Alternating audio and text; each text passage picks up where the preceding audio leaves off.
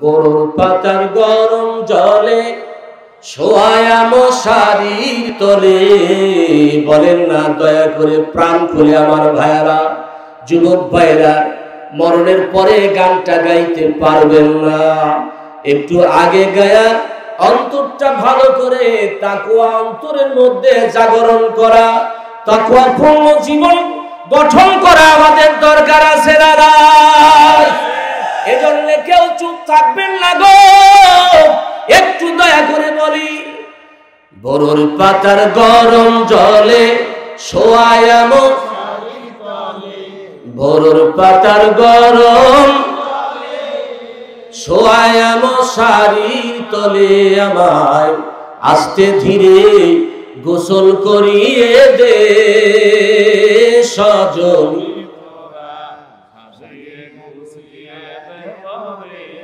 রঙিন কাপড় রঙিন জামা কিছুই তো আমার লাগে না, রঙিন কাপড় রঙিন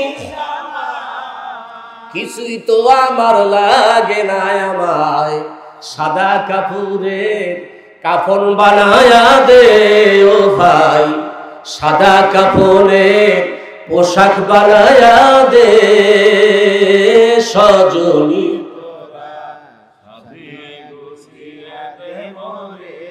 এত জায়গা এত জমি কিছুই তো চাহি না আমি, বলুন এত জায়গায় এটা জানা আছে তো, কিন্তু এটা কি মনে থাকে? আমার ফজর সাহেবের ভাই, আমি যখন তাদের বাসায় ছিলাম, কি যৌবনের উদ্দীপ্ত তারুণ্য। আমার মজদু চাচা, তার বড় ভাই আমার পিতৃ সমতুল্য দুলাল চাচা, আজ দাড়িগুলো পাকা। তোমার দাড়ি কই? দাড়ি না থাকলে মঞ্চে বসবা না বাবা। তার কারণ হলো আপনার ঠিক বলার দরকার নেই, আমি ঠিক ছাড়া ঠিক বলি নাই, আপনার ঠিক বলেই তো গন্ডগোল বাজাইছেন। এত ঠিক আপনাদের বোঝা এত দরকার কি?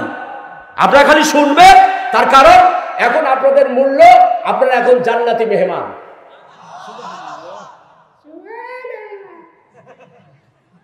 তো বরিশালী লোকই তো আমার ভালোবাসে বেটা, তোদের কাছে আমি আসছি কতদিন পরে, আর সুবহানাল্লাহর আওয়াজটা আমি খুশি হই না, তাও কবে না সুবহানাল্লাহ। তো এখন ভালো লাগছে না? একটু আওয়াজ করে বলো না সুবহানাল্লাহ, একটু আওয়াজ করে বলো আল্লাহ মারহাবা, I love you. I love you অর্থ কি? খালি মহিলাদের বলবা? মোবাইল পাইছো কানের মধ্যে গুজা দিয়া, ল্যাপের মধ্যে শুইছো, একবারে দেখতে দেখতে কথা বলতে বলতে আজানের আগে ঘুমায় গেছে, গাল গেছে বসে, চোখ গেছে বসে, মাথার মধ্যে বুদ্ধি নাই, সারাদিন ঘরে আর টাল খায়। কেন? মুসলমানের সন্তান, সে তো মোবাইলে ওই তু মেরে শুনতে পারে না। মুসলমানের সন্তান আজান হবে, মসজিদে যাবে, নামাজ পড়বে, পারস্পরিক সম্পর্ক তৈরি হবে, এ হলো মুসলমানের সন্তান। আজ আর মুসলমানের সন্তানেরা কি করে? সারা রাত দিন মোবাইল টিপা জীবনটা টিপা শেষ করে নামাজ নাই, কালাম নাই, কোথায় পাইছে সেই ডিস্কো ড্যান্সারের গান, জীবনটা বরবাদ করে দিয়েছে এই মোবাইল নামক এই যন্ত্রটা। মোবাইল কাজে ব্যবহার করেন, ওকে, কিন্তু আপনি যে কাজটা করেন, আর ফেসবুকের মধ্যে খালি লেখে তুই যার সন্তান, তোর বাপের পরিচয় নাই, তোর মায়ের পরিচয় নাই, তোর মায়ের পরিচয় না দিলে আসতে লিখতে গিয়া সীমা লঙ্ঘন করে ফেলে। একজন আরেকজনকে ফেসবুকে গালি দেন। আল্লাহ তাআলা স্পষ্ট সূরা হুজরাতে বলছেন, ইয়া আইয়ুহাল্লাযীনা আমানু লা ইয়াসখর কওমুম মিন কওমিন আসা ইয়াকুনু খায়রাম মিনহুম। তুমি এক কওম আর এক কওমকে গালি দাও, হতে পারে তোমার কওমের চাইতে ওই কওমটা ভালো। ওয়ালা নিসাউম মিন নিসা, আর ওই মহিলা দল গালমন্দ করে, হতে পারে ওই মহিলার দলটা অত্যন্ত ভালো।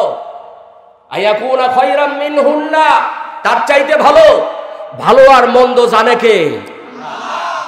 ও তোর চলাচলের উপর আল্লাহ রাখছেন করা নজর,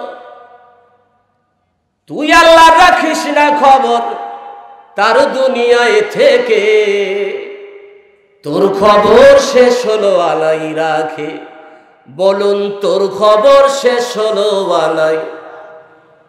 গোপনে খুব গোপনে করলি রে চুরি, অথবা পরের পিঠে বসাইলি ছুরি, নাই তার কোনো সাক্ষী, দেখে নাই কাক পক্ষী, আল্লাহ যে সব দেখে, তোর খবর সে, আওয়াজ হয় না কেন, তোর খবর সে, গোপনে খুব গোপনে করলি যত পাপ, জানে না কেউ জানে না, রইলি রে চুপচাপ, দুনিয়ার কেউ না দেখুক আল্লাহ যে সব দেখে। কি দেখে জোরে বলে? এ বিশ্বাস হয় কসু, এ বিশ্বাস হয় ওয়াজে আইসা মসজিদের মধ্যে ঢুকে, ওয়াজের মধ্যে আসলে খুব ভালো, মসজিদ থেকে বের হলে যেই সেই না হলে মুসলমান মিথ্যা বলতে পারে না, মুসলমান সুদ খাইতে পারে না, ঘুষ খাইতে পারে না। সুদ ঘুষ আছে সমাজে, আছে তো মুসলমান এনে কেন?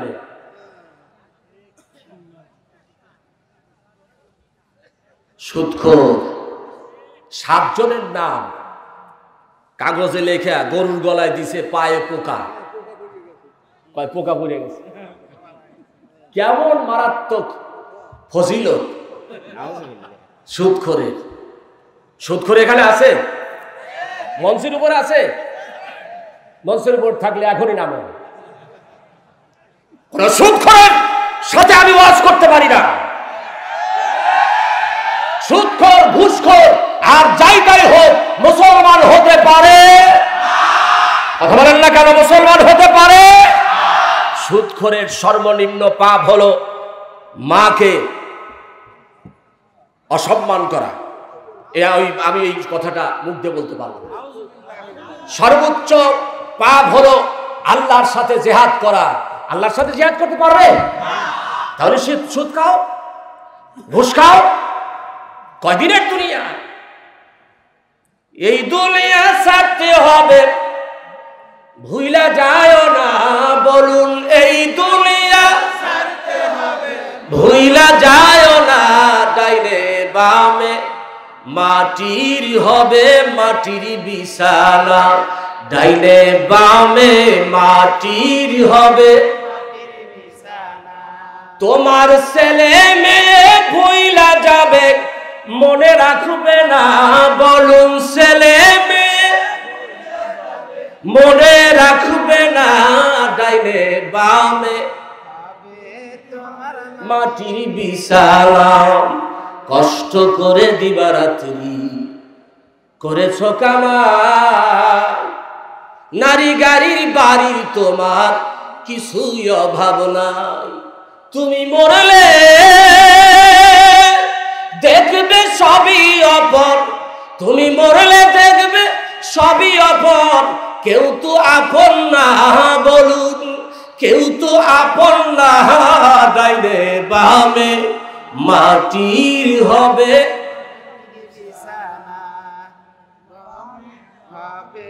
তোমার মাটির বিছানা। এই দুনিয়া ছাড়তে হবে, এই দুনিয়া ভুইলা যায় না। আওয়াজ হয় না কেন যুবকেরা? ভুইলা যায়, ডাইনে বামে মাটির হবে, মাটির। কত মানুষ তো চলে গেল। আল্লাহ বলেন আলহাকুমুত তাকাসুর হাত্তা যুরতুমুল মাকাবির। ওয়াজ তো করবেন আমার বড় ভাই আব্দুল্লাহ আলামিন। বন্ধুরে আমার আল্লাহ ডাক দি বলেন, তুমি যে অহংকারের প্রাচুর্যতায় সম্পদ আর সম্পদ চাই আর চাই, তুমি বৈধ অবৈধ দেখো না, চাই আর চাই। তুমি কি দেখো না তোমার সম্পদ যদি অবৈধ হয়ে যায় বরকত শূন্য হবে, আর যদি তুমি বৈধ সম্পদ অর্জন করো, তাহলে তোমার সম্পদটা বরকতপূর্ণ হবে। আমরা বরকত শূন্য চাই না, বরকতপূর্ণ চাই। কুত্তার বাচ্চা জন্ম দেয় কয়টা? গরু জন্ম দেয় কয়টা? কুত্তা জন্ম দিল 5টা, 6টা, 3টা, 2টা, গরু দিল 1টা। কুত্তা আর গরুর মধ্যে কি পার্থক্য? এবছর কোরবানিতে 1 কোটির উপরে গরু জবে হয়েছে। বলুন দেখি, কুত্তার সংখ্যা বেশি না গরুর সংখ্যা বেশি? যারা কথা বলতে পারলো না, কষ্ট লাগে ভাইরা আমার। এখনো আপনি গরুর গোশত খান প্রতিদিন। মোহনপুর বাজারে, উল্লাপাড়া, ঢাকায়, সারা বাংলাদেশে হাজার হাজার গরু কোরবানি হলো, জবেও হলো। প্রতিদিন যদি জবেও হয়, কই আপনাদের এলাকায় কেউ কুত্তার বাচ্চা জবাই করে খায়? কোরিয়ানরা খায়। ঢাকায় একটা মিটিংয়ে কোরিয়ান এক অফিসার, তো আবার রাষ্ট্রীয় মিটিং, কথা বলতে বলতে 3-4টা কুত্তা অফিসের কাজ দিয়ে ঘেউ ঘেউ করতে করতে যাচ্ছে। বলে, your country is very rich country, আপনার দেশ অত্যন্ত ধনী দেশ। আমি বললাম, হোয়াট দ্য রিজন? কারণ কি? He said to me, there are many dogs in this city.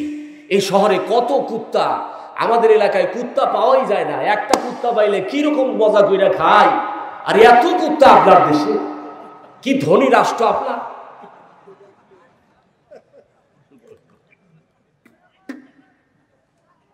সুবহানাল্লাহ কইবেন না?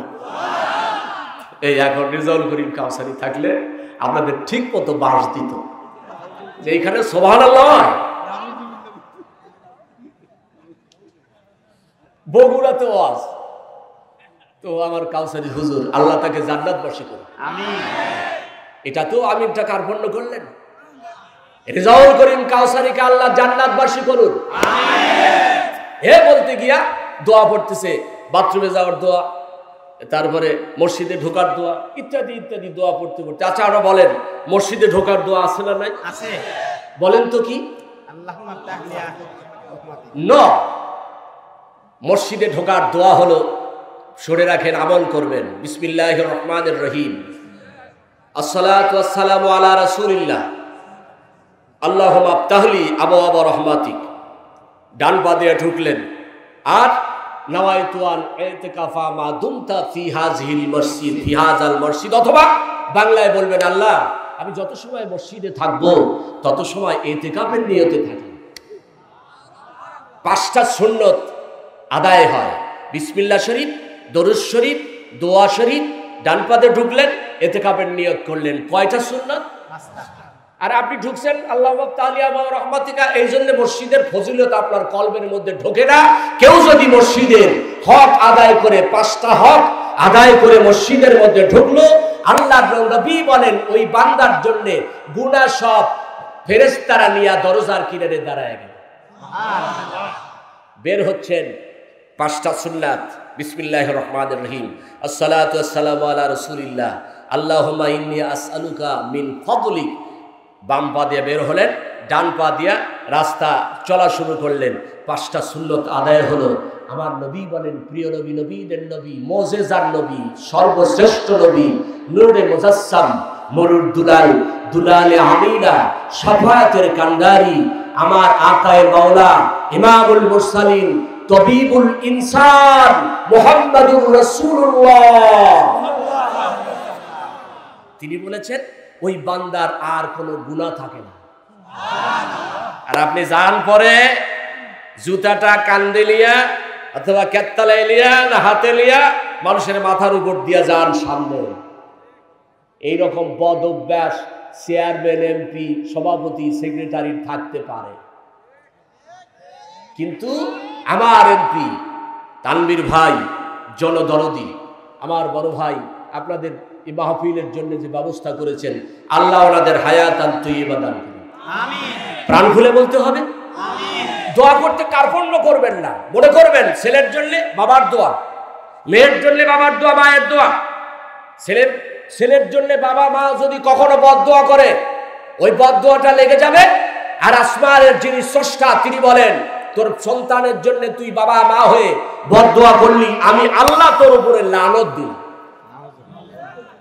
এমন বাপ মা আছে না, সন্তানের জন্য বদদোয়া করে না? আল্লাহ স্পষ্ট বলেন, তুই তোর সন্তানের বদদোয়া করলি, তুই জানিস তোর দ্বারা পৃথিবীতে আমি তারে আনছি, আর একটু অপরাধ করছে বদদোয়া দিয়ে দিলি, আমি কবুল করলাম, কিন্তু তোর উপরেও আমি আল্লাহ নাখুশ হয়ে গেলাম। এই জন্য সন্তানের উপরে বদদোয়া করবেন না, কখনো না।